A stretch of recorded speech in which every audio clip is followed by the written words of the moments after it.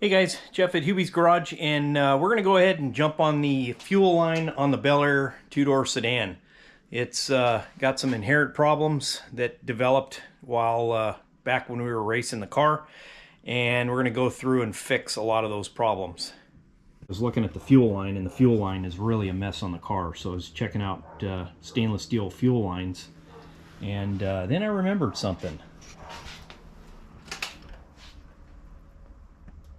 Pretty sure that's a stainless fuel line up there. I have to pull those down and check it out, see what I got.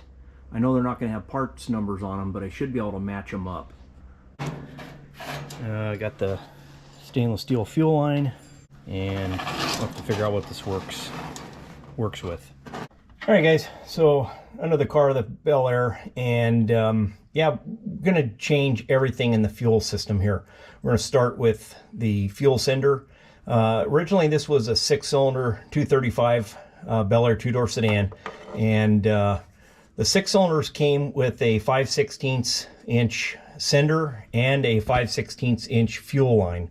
Now I've got the new 3/8 stainless fuel line, and I've also ordered some additional fuel senders for the V8 cars, which came with the 3/8 fuel line. So we'll have a 3/8 sender, a 3/8 fuel line, and then we're going to get rid of some of this old crap that is not what we want to have in the car. So let me see if I can kind of maneuver around here with the light and the camera.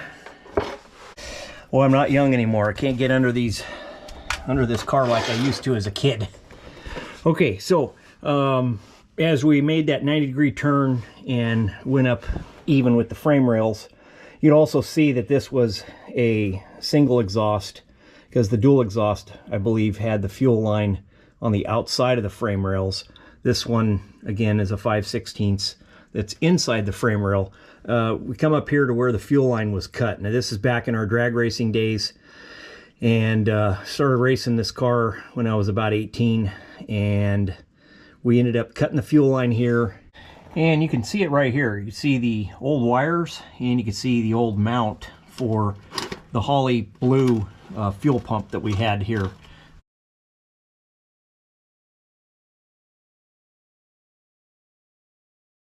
This was back in the days when we started racing and didn't want to be scavenging any horsepower off of the engine, so we decided to go with an electric fuel pump.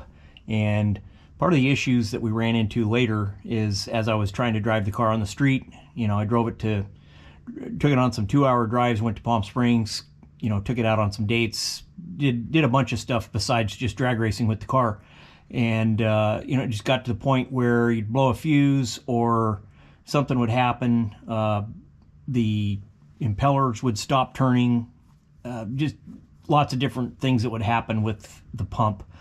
And so I ended up abandoning it. We ended up putting a fuel line, or a rubber 3/8 fuel line, back on. And I think this is something my dad did. He just pulled the fitting back and then pushed the hose right over the flare and put a hose clamp on it, and ran the fuel line back up to the engine to a mechanical fuel pump. Now, I know we had different variations with the ET on the car, and it seemed like the car obviously ran best with the electric, with the Holley blue, because when we started changing a few things around on it, the car started going backwards in ET. But we've already bought the new fuel pump, the mechanical fuel pump, and we're going to convert everything over, get rid of all this old setup. And there's one more item that I need to show you before we get to the point of terminating where the fuel pump goes. So when we quit using the Holley electric blue, and we went back to a mechanical fuel pump, and what I did not know or remember is that as we worked our way back up the fuel line system, that I had left the fuel regulator in there. And that's not a good place for the fuel regulator, especially if you are running a mechanical fuel pump that's ahead of the regulator. So this is something that was not good. This was something that, you know, trying to draw fuel through a really tiny straw. This is something that needs to come out of here. The fuel pump regulator should have been something that was after the fuel pump. And this was fine back when we had the electric blue in there. But, you know, when we got rid of the electric fuel pump, went to mechanical, this thing became a problem. And it's probably a good reason why the car slowed down. So the fuel line continues up to the firewall, and we'll go ahead and take all this stuff out, and we're gonna put this 3/8 stainless fuel line in its place. One little side note here, this clip along the frame rail, Tri-5 guys may recognize this. This is the clip that actually holds the 5/16 fuel line on the bottom, and the clip portion on the top actually holds the brake line.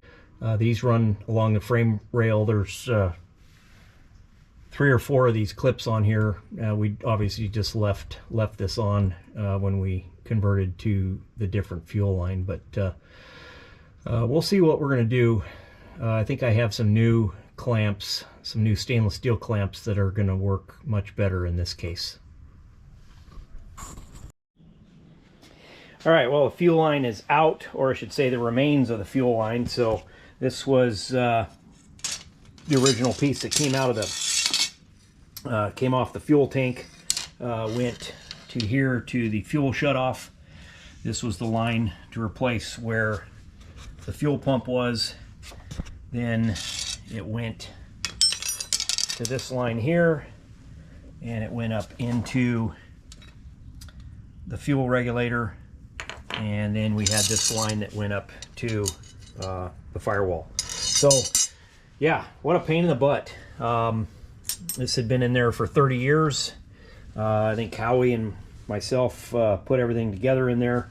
And yeah, one of the biggest pain in the butts, I had to bring the front and the rear of the car up in the air, because it's just, you know, real fun getting under a car with a creeper, especially when you're old and you're packing on the LBSs.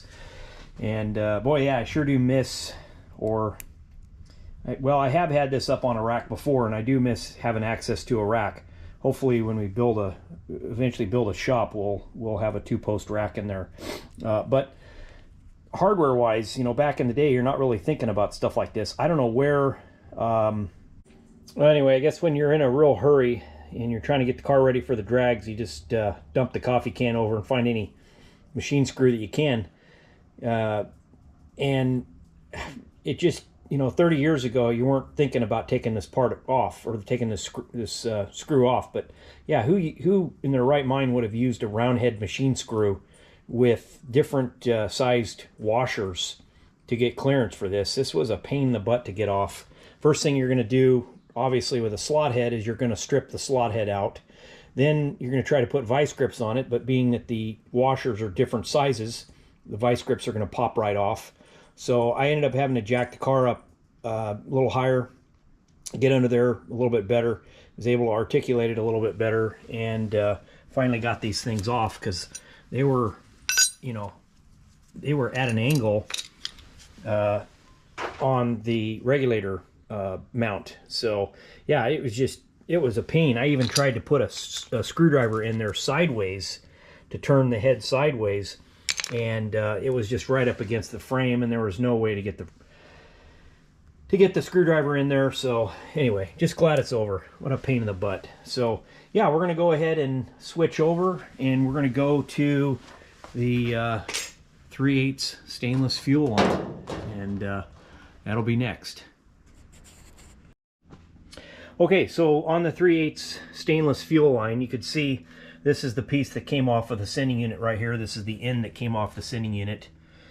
And you could see the original fuel line, the 5/16 here. It obviously was bent and made to come along the inside of the frame rail. I ordered, if I remember right, back in the day, I ordered this fuel line so that it would run on the outside of the frame rail. So we're going to go ahead and see if we can straighten out this shipping bend, get this thing ready to go, and see if we can get it under the car and get it routed along the outside of the frame. I got the fuel line in the tubing straightener, and boy, this was a challenge. This one end right here, it did not want to fit through the wheels, and I didn't want to have to bend that. It's very difficult to bend stainless. So I ended up having to take the snap rings off and pulled the front two wheels out, and I managed to fish it in with the top wheels all the way to the top position. So got it in there, got it right where it needs to be, and then went ahead and put the rollers back in there, and we'll go ahead and see if we can try to get this shipping bend made straight again. So I got the fuel line in the tubing straightener. All right, gonna fit right in between the radio and the radial arm saw blade, or actually the band saw blade. Yeah, this wasn't real well thought out. Okay, we'll give it a couple of turns. All right.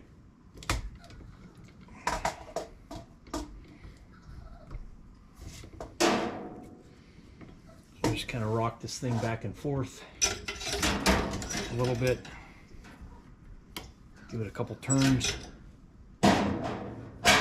We're just gonna try to make this shipping bend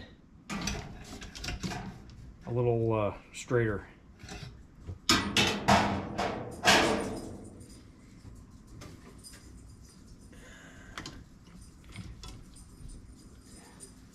What we're doing up there. So basically, I got to run the fuel line in between my stereo and our novelty auto parts store catalog holder. So that's what I'm basically doing, and I'm fishing the fuel line in between those two items. So not a lot of room in the garage. You know, this is one of the things that when I work on building a new shop, I'll have to take this kind of stuff into consideration. All right, I'm pretty happy with that. That's got it about as straight as we can get it, and then we'll kind of do some hand bends once we get this thing under the car, because it does look like maybe through shipping or whatever, this thing did get bent just from all the years of storing it. This is the fun part right here, is trying to get this out of the wheel. Let's work smarter, not harder. Let's go ahead and take this thing outside. See how we can do this here. See if we can fish it through. Yeah, much easier when it's not attached to a workbench in the garage. Okay, so yeah, got it all pretty straight. It may need a little bit of a bend right there, but you know, this is going to be kind of a work in progress. We'll have to start down at the fuel sender end, and then go ahead and run it over the top of the frame. Find a area to clip it on the outside of the frame, and we'll try to bend it as we go, easily, or gingerly bend it without kinking it. So all right, let's put the tubing bender back together, because this is the kid's, and he probably won't like the fact that I took it apart. Oh well. All right, we're going to go ahead and look at the fuel sender and pick that one out, because I know it still, if I remember right, it still worked. It's just we're going to upgrade to a 3/8 inch line.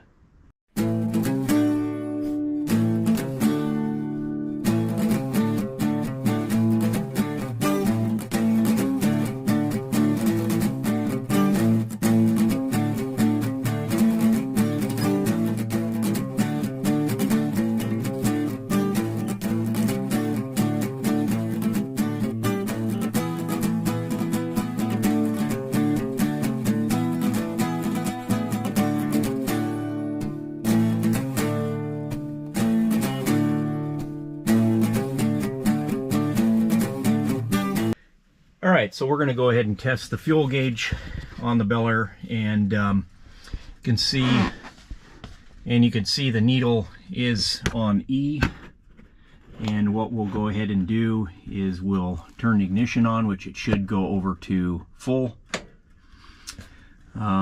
This one's probably not super well calibrated because the needle went way past full. It's basically buried. But I've got this trailing wire back to the fuel sender harness, or the fuel sender lead, and I'm going to go ahead and touch it to the door striker. Okay, and it goes back to E. So yeah, it looks like it's not real super calibrated because it should go past the E, and when it goes back to full, it goes beyond full. So I don't know if there's a way to calibrate the needle, move the needle back, but as far as the fuel gauge, it works, and it's responding, it's grounding out and doing what it's supposed to do. It's just the needle is not positioned perfectly, but we'll take it. We'll go ahead and check the fuel sender next and see how that looks. So I found the new parts. Found the new sending unit. I found the tank screws, which they're the clutch head screws with the let's see how the lighting works here. They're the clutch head screws with the copper washers, and then I have a cork gasket. So the rubber gaskets have had problems. I've had problems in the past with these leaking, although this one for some reason worked fine. Didn't have any issues with it. But the cork work better with not leaking, and then they also work better with better grounding the unit, so you don't have worries of false readings or, you know, not getting the proper voltage or ohms to the tank.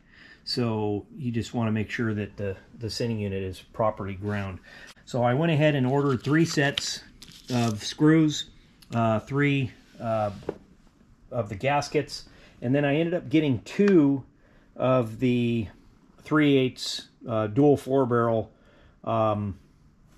you know, sending unit. So that's the one that has the bigger 3/8 fuel line inlet. So let's go ahead and pull this one out. We'll compare it to what I have, because I'm pretty sure the one that I have is a Danchuk also. So this is a side-by-side comparison. The one from Danchuk, if you look at their old catalog, it was advertised as one of the best made senders. It's, you know, not a cheap one, that it's a good quality one. And you could see it's got a brass float. It's got a brass sock. The strap that goes from the actual resistance arm that you'll see inside there back to the stud that goes to the wiring harness, it's coated, and you know, everything is nicely soldered, and it looks like it's probably even been pressure tested, because I know that there have been some that going through this plate you could see daylight through them, and I don't know how those pass quality control. Obviously an overseas knockoff. One of the things I did want to go over before we get into testing the sending units is I also, when I removed the brand new sending unit from Danchuk, did notice that it did come with a cork gasket.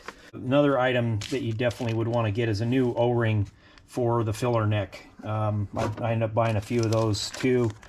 Like I say, Summit, they were the first ones there to pick up everything from Danchuk, and you know, it was nice being there for the garage sale. One of the other items that I picked up was I picked up a clutch head screwdriver set, because they had a full kit, and I've basically just had my original clutch head. It's kind of hard to see there, but my original clutch head screwdriver that was specifically for the clutch heads on the sending unit, because I've done quite a few of those, and this was a real handy tool to be able to get those clutch heads out.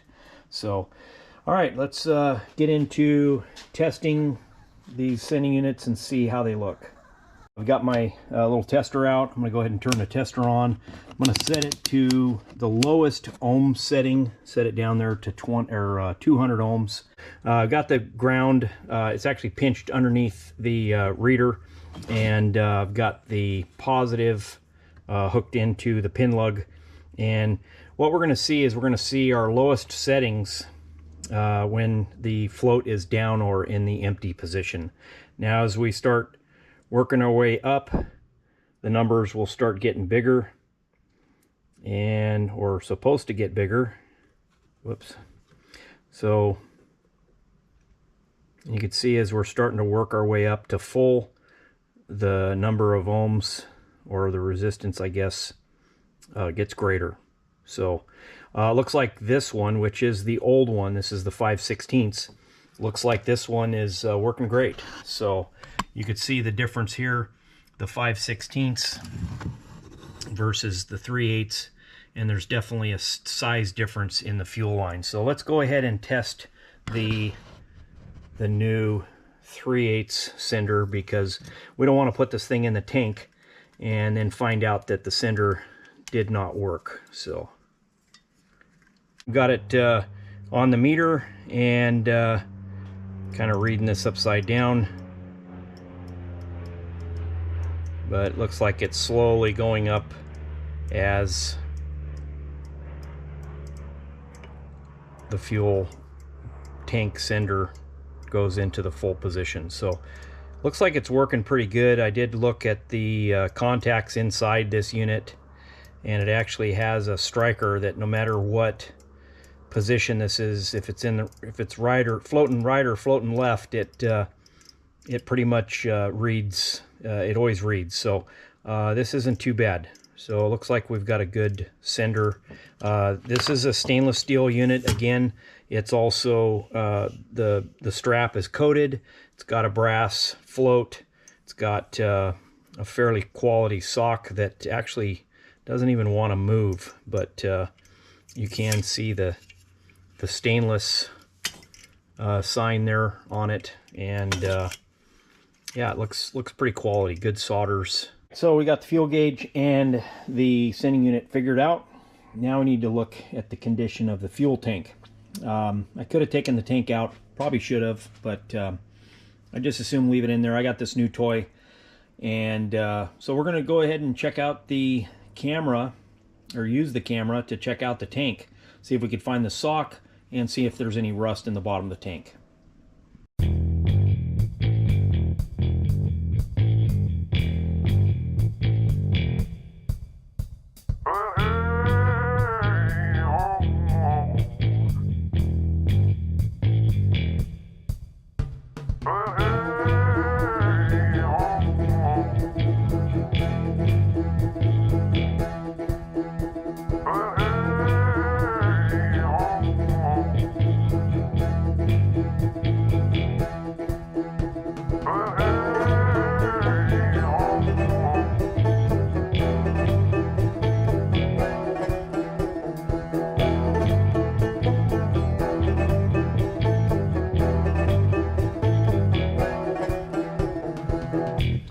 Now that everything's been tested, we're going to go ahead and get the fuel tank sending unit prepped and ready to put in the tank.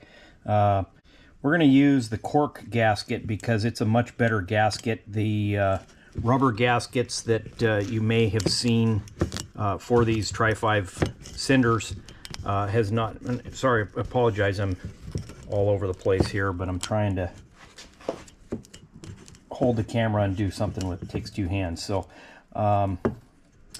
but yeah, we're going to use a cork gasket because the rubber gasket is not as trustworthy as the cork gasket. The cork gasket's been a great setup, and I know it has one way to go on because the holes don't always line up, but yeah, that one's off. So we'll get this lined up and I'll show you what we need to do. But first I want to talk about the using the factory screws versus using something different. The other trick as far as using the cork gasket to prevent leaks and just being a better, more reliable seal, and you put this on dry. You don't want to put any gasket cinch or anything like that on it. But I think the key to this is using the cork gasket and then using the factory clutch head screws. The clutch head screws, you can see this is a Danchuk part number, and it comes with the copper gaskets. The copper gaskets, I think, are the key to helping this seal. If any of you know anything about Volkswagens, the Volkswagens have an oil, when you do an oil change on a Volkswagen, you've got this cap here on a Volkswagen that hangs upside down on the engine. And they either use a cork or a paper gasket, and then it's got these studs with these caps on it. Well, whenever you get an oil change kit, it comes with these copper gaskets. Now, there's supposed to be a drain plug in the center, and that's what this crush copper gasket's for, but then they also have the copper gaskets for the studs that go in between the cap nut and this oil cover that is on the bottom of the engine on the Volkswagens.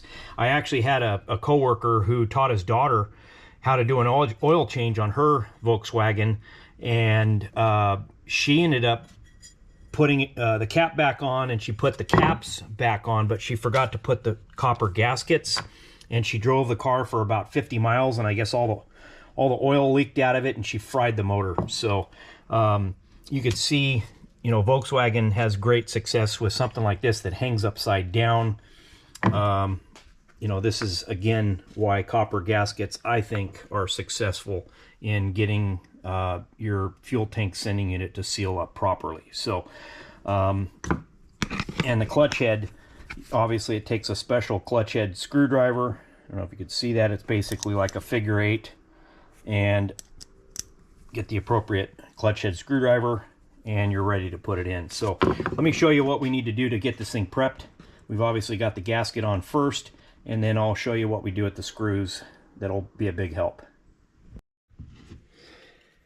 Okay, so once you get the gasket lined up properly, you're going to go ahead, and this is going to be the top because the fuel inlet always points to the passenger side, but I always go ahead and screw these all the way in, because the copper or the cork gasket will actually hold the screw. So we'll go ahead and thread that one all the way in, and then these, the remainders, we could thread them in just to where they're flush with the gasket, and it will basically hold the screw in place. Now, I'm not sure why, but the next segment of putting this in the tank, my GoPro screwed up. So I'm getting to explain this now because this was done in reverse. This actually is a second fuel sending unit that I'm redoing this segment on, because for some reason my GoPro screwed up and it went on 4 times speed. So I lost all the instruction, and I lost, you know, basically the process of what I did to prep and set this up. So anyway, I'll go ahead and show you what this entails and what it looks like putting it in the tank and getting everything cinched down and put into place.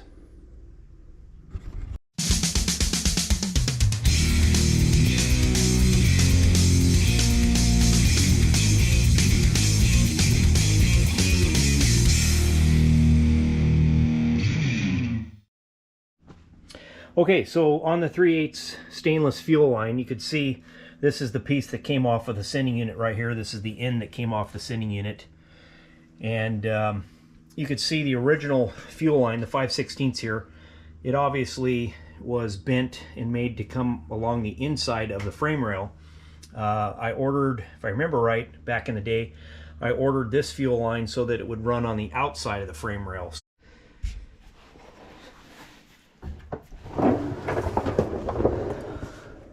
Okay, we've got the fuel line kind of laying in place in about the routing of what we want to do, and got everything lined up with as many of the factory spots that we can, and we're going off the original shop assembly guide. So got a picture right here.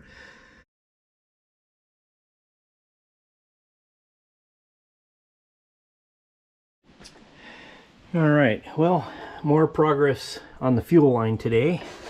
So went ahead and got everything bent into place as much as I can. Nothing's touching or rubbing. Went ahead and got my flare wrench, got everything snugged down, got everything tight, and was a little bit concerned about going by the exhaust pipe. Years ago, I believe it or not, Jerry Jardine himself did the exhaust system on this car, and he did a great job. I've never had any problems with the exhaust, but with relocating the fuel line, I was a little bit concerned about having it real close to the exhaust pipe, because I have been down the drag strip before and had vapor lock on the drag strip. So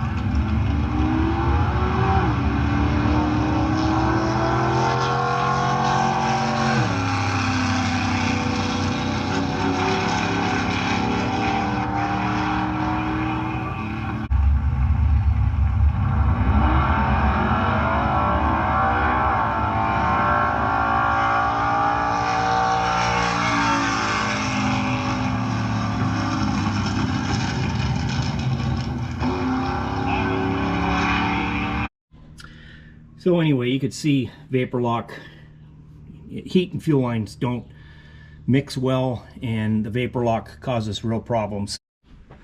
Yeah, one of those fixes that we actually did at the drags to get rid of the vapor lock was we did take the original fuel line and we disconnected it. I think we actually even cut it at the drag strip. We bent the leftover portion, brought it up on the frame just to get it up and around the headers. And, and then we took an old Coors beer can and actually filleted it open, and we ran the fuel line down the center of that beer can, and when I went to make a pass, we just dumped some ice in that beer can, and you know, it got so bad that the car wouldn't even make a pass without vapor locking. So that was one of the quick fixes where we thought, you know, hey, let's try something drastic and see if it eliminates the problem, and it did. So anyway, so this is the fix that should have been done all those years later, instead of just cutting it off way back at the firewall and running a rubber fuel line across the top of the frame. Now we've got a stainless steel line, and not only is it stainless steel, but it's 3/8, and it's up and out of the way from direct radiant heat from the headers. All right, so fuel line is in. I did do one change. I did get rid of the Phillips head screws and went to a 3/8 head stainless self-tapper.